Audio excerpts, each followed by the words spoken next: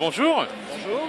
Donc je vais vous demander de nous parler un petit peu du projet DB Multiverse et de faire en sorte d'intéresser donc nos lecteurs à devenir vos lecteurs aussi.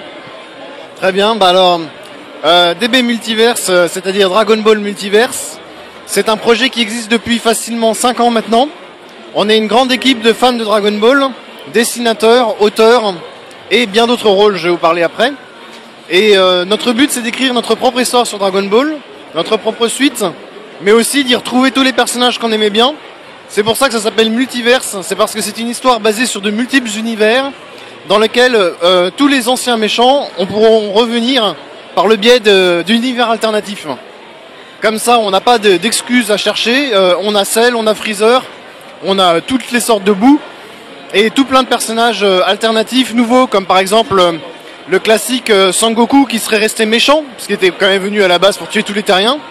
Donc on a un univers avec ça, et on a un univers avec chaque alternative qu'on a voulu montrer. Ils se retrouvent dans un grand tournoi et ils se mettent sur la gueule. Parce que ça reste Dragon Ball. Et donc on est une très très grande équipe parce qu'il y a plusieurs dessinateurs, plusieurs scénaristes. Ensuite c'est un grand site web, donc des modérateurs, des traducteurs. On traduit en plus de 30 langues maintenant parce qu'on a eu beaucoup de succès. Et donc on a vraiment une équipe internationale qui s'occupe de ça. Et on a produit plus de 700 pages, toutes lisibles gratuitement sur notre site web, directement en ligne. D'accord, je crois que je m'étais arrêté à la 500e, je préfère les lire par moment. On peut la lire par paquet ou on peut la lire à chaque sortie puisqu'on les sort lentement. Ceux qui préfèrent lire par paquet, ils peuvent cliquer sur un petit cookie qui leur rappellera où est-ce qu'ils en étaient la prochaine visite. Ah, je n'avais pas vu ça. Ah, ça fait peut-être un peu de longtemps que j'étais pas venu voir. Mais il y a un rythme de publication régulier ou c'est en fonction des périodes? Alors en effet, on sort 3 pages par semaine et dans certains chapitres spéciaux, 4 pages par semaine. Toujours au même jour. D'accord. Et la fin est déjà connue ou ça se fait au fur et à mesure? Alors la fin, je l'ai déjà en tête. En fait, de manière générale, parce que je suis le scénariste, j'ai fait un scénario assez complet du début à la fin, mais qui reste plein de trous parce que j'ai pas pensé à tous les combats, j'ai pas pensé à tous les détails. Donc il y a une trame générale de prête et maintenant le reste on le fait au fur et à mesure, parce que ça devient très très long. D'accord, mais il y a quand même, bon, je le sais, mais bon c'est pour les autres, il y a un petit fil rouge derrière, c'est pas juste un enchaînement de combats, il y a quand même un petit quelque chose en plus. Alors, à la base, on reste quand même concentré sur ce tournoi et sur l'intérêt qui est combat après combat. Donc ensuite, il y a des sous-histoires qui sont mises en place, plusieurs. Donc on peut pas dire qu'il y a un fil rouge ou une trame générale. Mais effectivement, il y a des personnages qui sont plus ou moins inquiétants. Certains qui mettent plus ou moins le bordel, parce que c'est vrai que c'est difficile de garder dans une arène des personnages aussi, comment dirais-je, vils aussi, mais aussi égocentriques. Voilà. Parce que certains personnages ont quand même l'habitude que le monde tourne autour d'eux.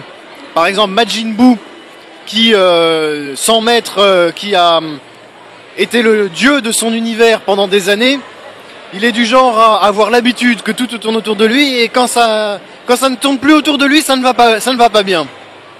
Nous avons aussi Végétaux, donc Goku et Vegeta qui sont devenus végétaux pour combattre Buu. Dans l'un des univers, il est resté végétaux. Ça permet d'avoir un personnage extrêmement puissant, qui est donc lui aussi à l'habitude un petit peu de faire ce qu'il a envie de faire. Même s'il n'est pas vraiment méchant, ça reste un personnage qui n'est pas vraiment gentil, parce que Vegeta n'était pas vraiment gentil quand il a fusionné avec Goku. Donc ça fait un personnage un peu neutre qui peut partir des deux côtés. Et on ajoute comme ça effectivement pas mal d'éléments pour donner envie de voir la suite. On a par exemple Badak, le père de Sangoku. Il est connu pour avoir les visions du futur. Donc effectivement, on a utilisé ce personnage-là pour donner des gros spoilers, en montrant des scènes très étranges dans lesquelles on se demande vraiment comment ils s'en sont arrivés là, qui vont se passer, je l'affirme, ces scènes vont toutes se passer, mais on ne sait pas quand et quel est le contexte. Petit exemple tout simple, Sangoku qui serre la main à un Cell Junior en disant « Je pense qu'on va être très amis ». D'accord, ah oui, effectivement. Et donc là, je constate que vous avez commencé des éditions papier, et donc les supports commencent à se multiplier, donc c'est que ça marche plutôt pas mal. Globalement, les éditions papier, ça reste français ou pareil comme le site, ça s'internationalise? Alors les éditions papier c'est très particulier parce qu'on a commencé à faire des conventions pour rencontrer nos lecteurs, pour se faire connaître. Et bon, notre but n'est pas de faire de la vente ou du business, parce que ça reste un manga amateur, ça reste sur les droits de Dragon Ball, on les a pas. Donc on fait cette impression papier uniquement pour la vendre en convention. Vous pouvez pas la vendre sur internet, vous ne la trouverez pas en ligne, vous ne trouverez pas à la Fnac, vous la trouverez nulle part d'autre qu'en convention quand on est là. Et ça nous permet en fait, en les vendant, déjà de faire plaisir aux lecteurs, de faire plaisir aux gens de voir une page pratiquement en HD, bonne qualité, etc. D'avoir le papier parce que beaucoup de monde disent qu'ils préfèrent quand même toucher le papier. Et ça nous permet, nous, de rembourser nos voyages. Parce que aller dans diverses villes pour faire des conventions, ça nous coûte très cher. D'autant qu'on est tous de lieux différents. On s'est rencontrés sur Internet, on a travaillé sur Internet.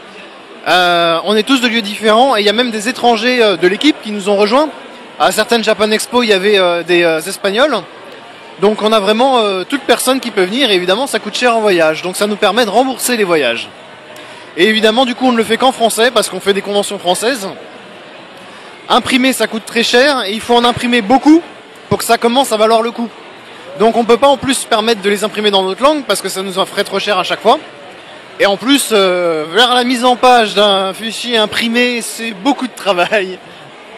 D'accord. Mais alors, du coup, vu que la fin est déjà connue, est-ce que la durée de vie du projet est déjà connue et est-ce qu'il y a d'autres projets en rapport ou non qui sont déjà dans le bail ou pas encore? Alors, il n'en est pas question parce que Dragon Ball Multiverse c'est déjà un projet tellement énorme.